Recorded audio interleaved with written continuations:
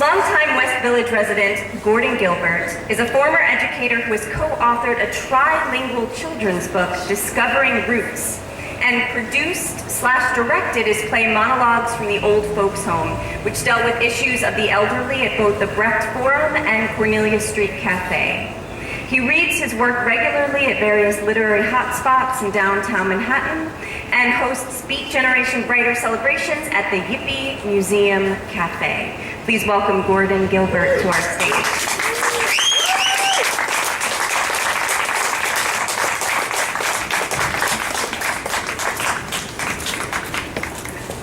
Thank you, and thank you, Mike, for putting this together. It's a wonderful afternoon. I think he has a fix-in with the weatherman. I'm going to read a trilogy that I wrote some years ago about a beautiful September day like today.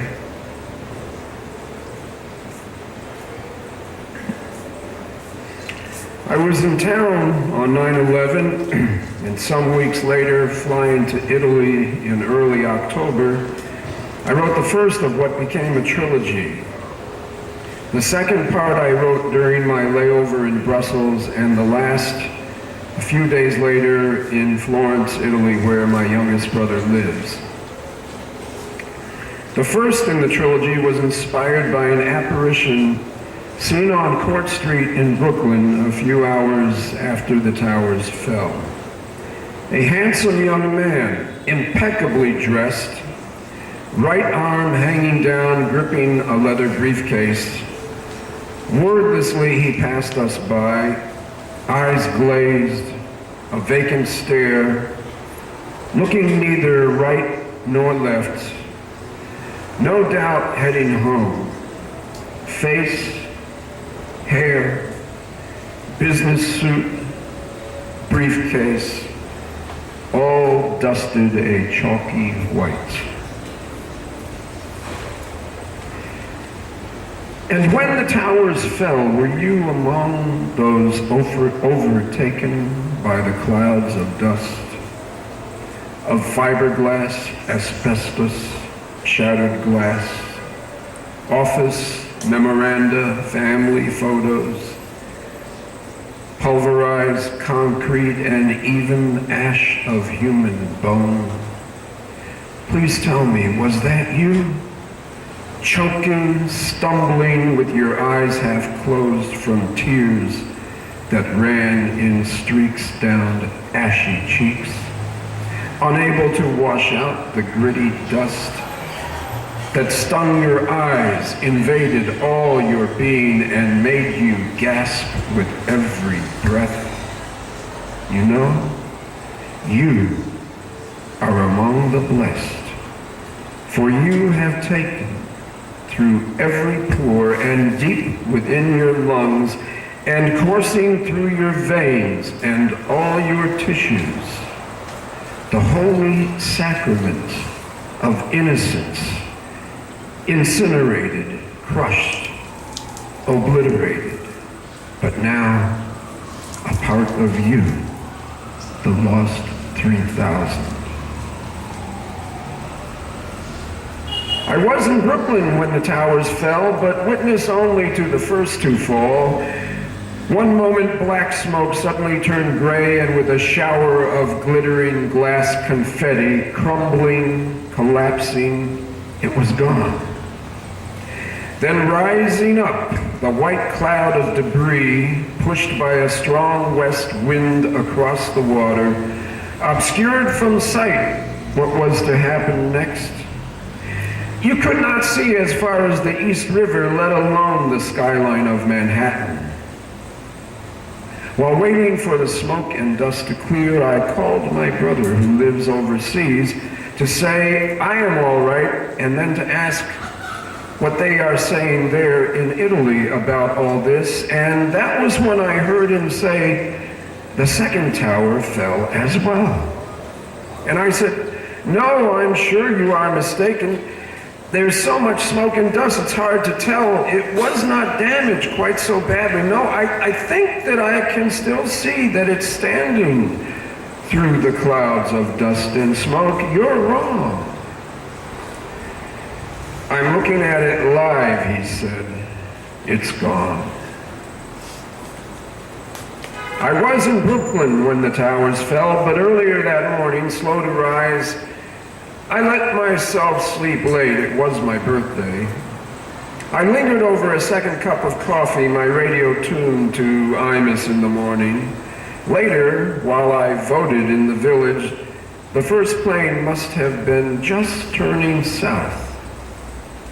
And while I rode the subway bound for Brooklyn, it must have been approaching from the north, its passengers and crews seeing Manhattan, perhaps at the last minute, understanding, then extinguished in one horrifying moment.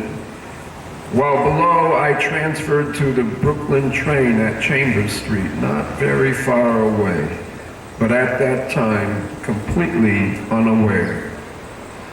About the time that I arrived in Brooklyn, perhaps while I was walking from the station, observing how the sky was free of clouds, a cool and pleasant morning in September.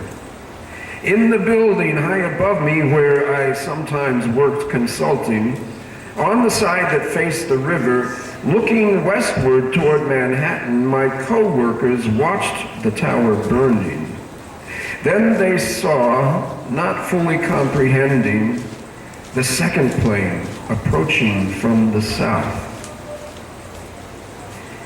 As if in some nightmare that offers no escape, they watched in disbelief. Some screamed in horror. As if protesting no could some way change, somehow undo, prevent what they were seeing. Just as I reached the front doors of the building, a friend came rushing out. "Do not go up. We are under attack," he said. "2 planes have hit the World Trade Center. It's not safe to be in a high place." And suddenly behind him came a rush of others fleeing. Outside around me, dozens tried their cell phones, useless now because all minds were busy. A terrorist attack, that much seemed certain. Beyond that, no one knew what else was happening. I saw no point in standing there, so I suggested going to an Irish bar not far away, O'Keefe's. I knew it would be open. There we could stay to watch the television and slake this desperate thirst for information. And so it was. I saw the towers burning and replayed in the first of far too many times. Again and again, I saw the second plane first strike, then crash into, then smash straight through, and then that terrible great burst of flame and victims falling, jumping. Such a sight as I hope I will never see again. Then came the news about the Pentagon. Soon after that, pictures of the same, and first word of another hijacked plane, but at that time its fate was undetermined. Restless and unable to remain, I made my way back to my place of work, convinced that there was no threat to that building. And high above, I saw firsthand the smoke, and while the towers burned, I thought of how all those held hostage in the planes had died, and also those unfortunates who were where the planes struck, and those trapped in the flames, and also for their families and friends. I felt the deepest sadness for their loss. But till the very last, I thought those towers, mutilated only, would still stand, and never thought that one day I would be bearing witness as I sit here writing in another country, far from home, the saddest tale that I shall ever tell. I was in Brooklyn when the towers fell.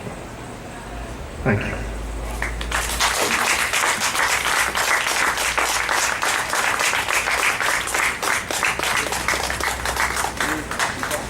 Thank you, Gordon Gilbert. Give it up for him one more time.